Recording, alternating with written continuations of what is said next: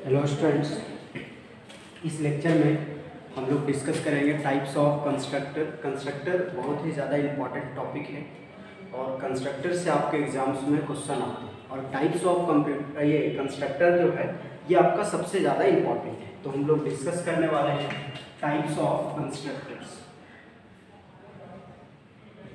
Types of constructor ये important topic है और ये आपके एग्जाम में आता है।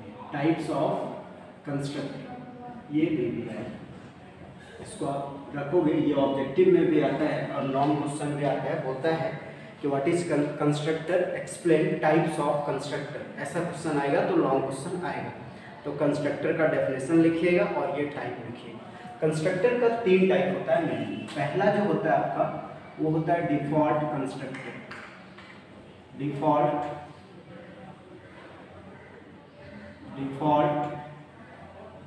कंस्ट्रक्टर ये फर्स्ट, ठीक है। सेकेंड जो है वो है आपका मेटराइज्ड कंस्ट्रक्टर। नेक्स्ट जो है तीसरा नंबर है वो है आपका कॉपी कंस्ट्रक्टर। ये है 3 टाइप के कंस्ट्रक्टर्स होते हैं और ये तीनों में से किसी भी टाइप को आपको पूछा जा सकता है या ऑब्जेक्टिव में पूछता है, ठीक है। तो हम लोग फर्स्ट एक्सप्लेन करेंगे। आप जानते हो फर्स्ट सबके बारे में जानते हो। डिफॉल्ट सिर्फ हिंट करेंगे तो आपको समझ में आ जाएगा। डिफॉल्ट कंस्ट्रक्टर हम लोग उस कंस्ट्रक्टर को कहेंगे जो कंस्ट्रक्टर पैरामीटर एक्सेप्ट नहीं करेगा। पैरामीटर एक्सेप्ट मीन्स जैसे हम लोग सैंपल नाम का क्लास बना रहे थे, ठीक है। ये क्लास आपका सैंपल हुआ, कर्ली ब्रेसेस ऑन करते थे सैंपल में और पब्लिक एरिया में कंस्ट्रक्टर को हम लोग डिफाइन कर रहे थे क्लास का नाम का जैसा ही होगा, ये आपको पता है। यहाँ पर जो हम लोग पास करते हैं इंट ए और कर्ली ब्रेसेस जो लिखना है सो लिखिए। तो देखिए दोनों का नाम अगर सेम है तो ये क्या है, कंस्ट्रक्टर फंक्शन में आपको यही समझाया था कि कंस्ट्रक्टर फंक्शन जो है वो क्लास नेम के जैसा होता है। तो देखिए तो दोनों का नाम सेम है कि नहीं। तो अगर दोनों का नाम सेम है तो ये कौन सा फंक्शन है, कंस्ट्रक्टर फंक्शन है। अब समझिए ये कंस्ट्रक्टर है लेकिन जो कंस्ट्रक्टर के पास में ये पैरामीटर नहीं होगा, ये है पैरामीटर, समझ में आया। ये पैरामीटर नहीं होगा वही आपका कहलाएगा डिफॉल्ट कंस्ट्रक्टर। मतलब ये खाली होगा, एम्प्टी होगा, इसमें कुछ भी आपका नहीं होगा, इस तरह से होगा, ये सिर्फ दिया हुआ रहेगा। तो इसमें पैरामीटर है नहीं है। अगर पैरामीटर नहीं है तो ये कहलाएगा डिफॉल्ट कंस्ट्रक्टर। सिंपल लिखिए एक कंस्ट्रक्टर जो दैट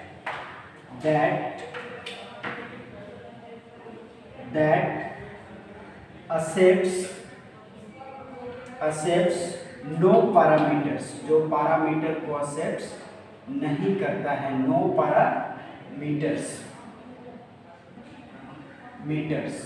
वो आपका जो कंस्ट्रक्टर है वो कौन सा कंस्ट्रक्टर कहलाएगा, इज कॉल्ड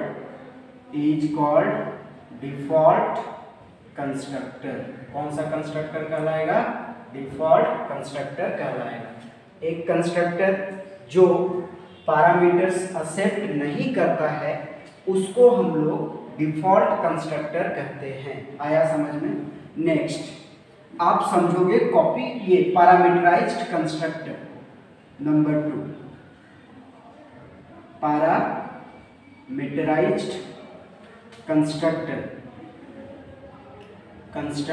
जस्ट इसका उल्टा। पैरामीटराइज्ड कंस्ट्रक्टर में क्या होगा कि एक कंस्ट्रक्टर जो पैरामीटर एक्सेप्ट करेगा, इसमें देखो अभी बताए थे कि ये नहीं रखेगा पैरामीटर और पैरामीटराइज्ड रखेगा। डिफॉल्ट में पैरामीटर नहीं होगा और पैरामीटराइज्ड में पैरामीटर होगा। तो हम लोग इसमें ये लिखेंगे ए कंस्ट्रक्टर दैट जो एक्सेप्ट करता है, एक्सेप्ट्स पैरामीटर्स, क्या एक्सेप्ट करता है, पैरामीटर्स, इज कॉल्ड, वो कौन सा कंस्ट्रक्टर कहलाता है, पैरामीटराइज्ड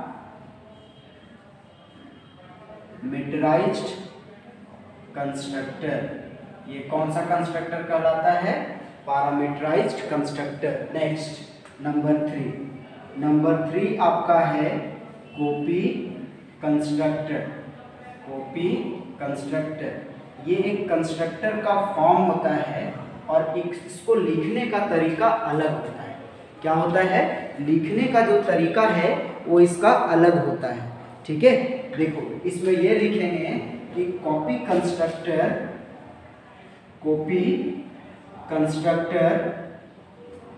इज अ कंस्ट्रक्टर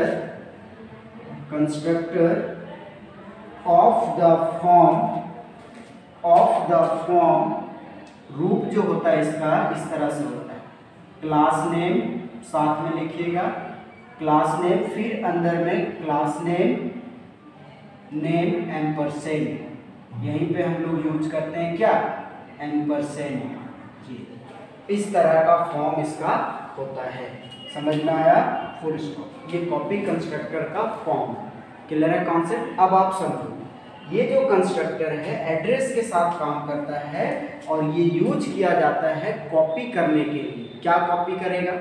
तो वैल्यू को कॉपी करेगा। क्या कॉपी करेगा? वैल्यू को कॉपी करेगा। मतलब एक ऑब्जेक्ट को दूसरे ऑब्जेक्ट के साथ कॉपी करेगा। हम लोग लिखेंगे कॉपी कंस्ट्रक्टर, या फिर आप लिखोगे कंपाइलर। कंपाइलर जो है, कंपाइलर विल यूज करेगा किसका? कॉपी कंस्ट्रक्टर का। Copy constructor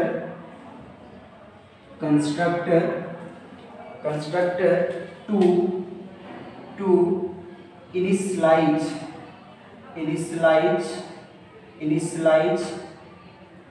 object with another object. एक ऑब्जेक्ट को दूसरे ऑब्जेक्ट के साथ में क्या करेगा?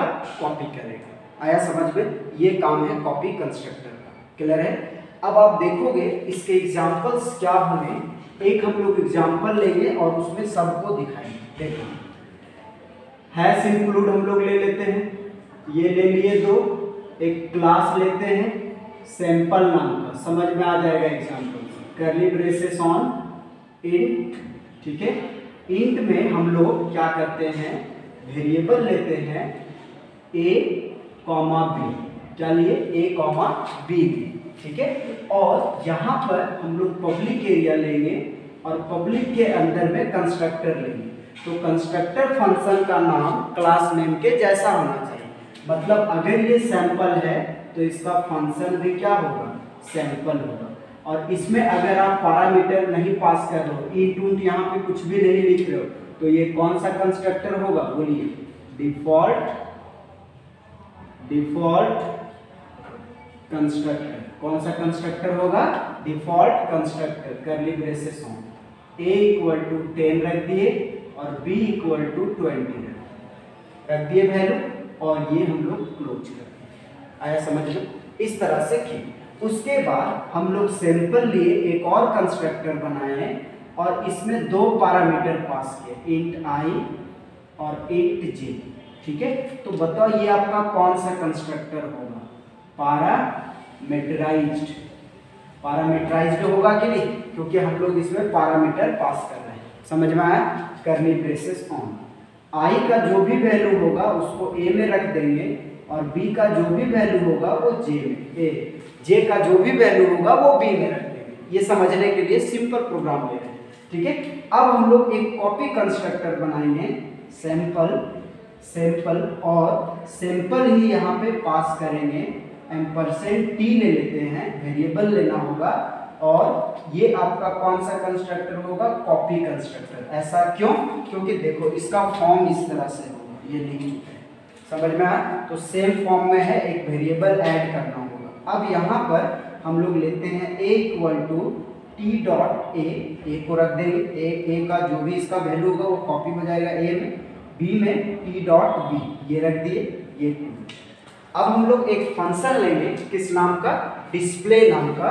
तो वॉइड डिस्प्ले फंक्शन लेते हैं एक, डिस्प्ले फंक्शन करली ब्रेसेस ऑन COUT, हम लोग ए को प्रिंट करवा लेंगे, किसको, ए को, \a को प्रिंट करवा लिए, डबल लेस देन दीजिए COUT, और उसके बाद हम लोग बी को प्रिंट करवा लेंगे, बी को, और ये हो गया आपका क्लोज। और लास्ट में ये क्या क्लोज होगा, क्लास क्लोज, क्लास को क्लोज कर दिए।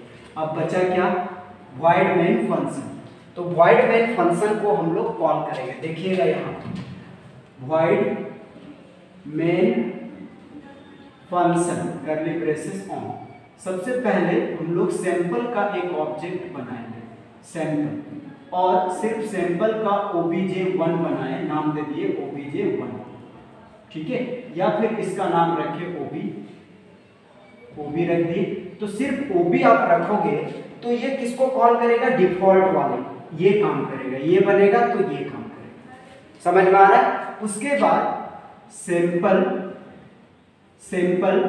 obj, नाम में चेंजिंग होना चाहिए, सेम टाइप का नाम नहीं, obj ही, और इसमें हम लोग पास किए 2, 4, तो कौन काम करेगा, ये वाला काम करेगा, ये वाला, ये क्यों, क्योंकि इसको काम करने के लिए 2 वैल्यू चाहिए, ये 2 चला जाएगा i में और 4 चला जाएगा j में, तो i वाला वैल्यू a में आ जाएगा और j वाला वैल्यू b में आ जाएगा। इसीलिए 2 पैरामीटर पास किए, इसलिए इन्वोकेशन के समय, कॉलिंग के समय इसको 2 वैल्यू चाहिए, अगर 3 रहता तो 3 पास करते, समझ में आ।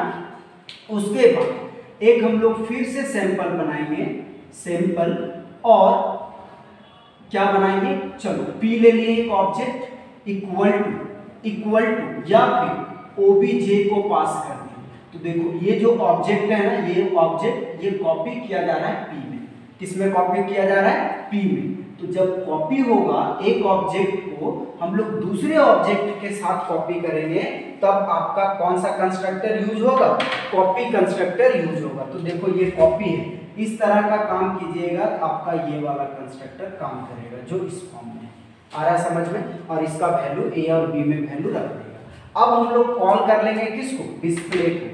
डिस्प्ले ऑटोमेटिकली काम नहीं करेगा, ऐसा क्यों, क्योंकि ये कंस्ट्रक्टर फंक्शन नहीं है, ये नॉर्मल फंक्शन है, और नॉर्मल फंक्शन ऑटोमेटिकली काम नहीं करता, इसको कॉल करना होता है। तो ob डॉट डिस्प्ले को कॉल कीजिएगा, डिस्प्ले लिए है तो डिस्प्ले को कॉल कीजिएगा, तो a का वैल्यू दिखाएगा इसका वाला, क्योंकि ob में कौन काम किया था, ये वाला, तो ob का a का वैल्यू दिखाएगा 10 और b का वैल्यू दिखाएगा 20, ये शो कर देगा। उसके बाद जब obj आप लोगे, obj डॉट डिस्प्ले फंक्शन को लोगे आप, तो obj डॉट डिस्प्ले लोगे तो आपका ये काम किया था, तो a का वैल्यू क्या हो जाएगा 2 और b का 4, क्योंकि i और j के हेल्प से वैल्यू जा रहा है, तो a इक्वल टू 2 दिखाएगा और b इक्वल टू 4 दिखाएगा इसके केस में। और जब हम लोग p डॉट डिस्प्ले को कॉल करेंगे, p डॉट डिस्प्ले को कॉल करेंगे, तो भी आपका वही दिखाएगा a इक्वल टू 2 और b इक्वल टू 4। ऐसा क्यों, क्योंकि देखो तो जब पैरामीटराइज्ड कंस्ट्रक्टर कॉल हुआ, उसी को वैल्यू को हम लोग कॉपी किए p में, तो कॉपी करना मतलब सेम वैल्यू में कोई चेंजिंग नहीं होगा, ये हम लोग कॉपी कर रहे हैं यहाँ पे, तो ऑब्जेक्ट का जो भी वैल्यू होगा वो p में कॉपी हो जाएगा, तो 2 और 3 है तो ये कॉपी हो गया, तो इसका वैल्यू वही दिखाएगा जो कॉपी होगा, मतलब 2 और 4 इसमें भी दिखाएगा। लास्ट में गेट ch देन क्लोज, ये है आपका प्रोग्राम, और हम लोग इसमें तीनों का यूज किए, और कहाँ क्या है ये समझ जाओगे। देखो इसमें यहीं से लिखे, डिफॉल्ट कंस्ट्रक्टर जो पैरामीटर को नहीं रखेगा अपने पास में, वो डिफॉल्ट कंस्ट्रक्टर कहलाएगा, जिसमें पैरामीटर होगा जो कंस्ट्रक्टर में, वो पैरामीटराइज्ड कंस्ट्रक्टर कहलाएगा, जिसमें सैंपल एम्परसेंड t मतलब क्लास पास किया हुआ रहेगा एज ए पैरामीटर, तो वो कॉपी कंस्ट्रक्टर कहलाएगा।